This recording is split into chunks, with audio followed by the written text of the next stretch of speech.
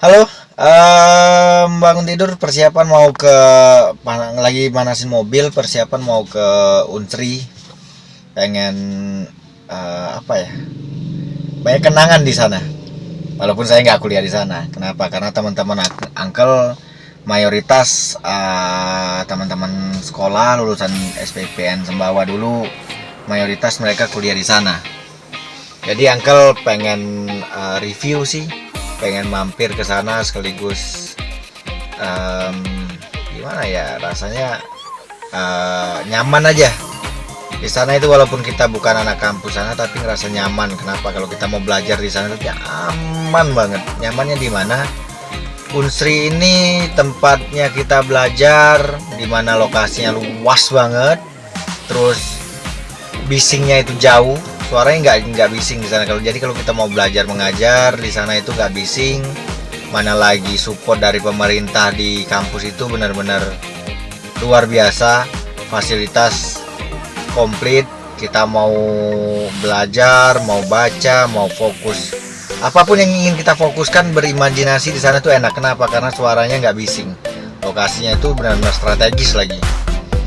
Jadi uncle ngerasa Unsri saat ini number one sih di Palembang ya.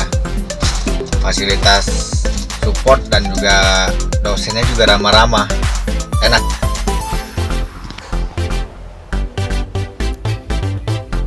Selain fasilitasnya lengkap, kampus Unsri juga memiliki banyak jurusan, banyak fakultas. Kita pun kalau mau kuliah, mau ngampus di sini, kita bisa tinggal milih mau jurusan apa, mau fakultas apa.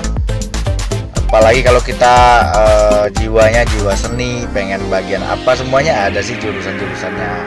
Nah, teman-teman uncle kebetulan mayoritas anak MIPA ya. Kalau di MIPA ini, kalau teman-teman tahu kimia, matematika, farmasi, dia kurang lebih ada 6 jurusan di sana.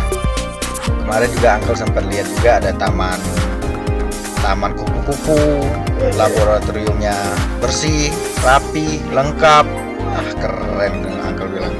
Ini benar-benar enak banget. Mana lagi dekan, wakil dekan, sampai dengan dosen-dosennya itu welcome banget. Walaupun kita bukan anak kuliah di sana, padahal uncle bukan anak sana udah dulu, tapi mereka selalu welcome.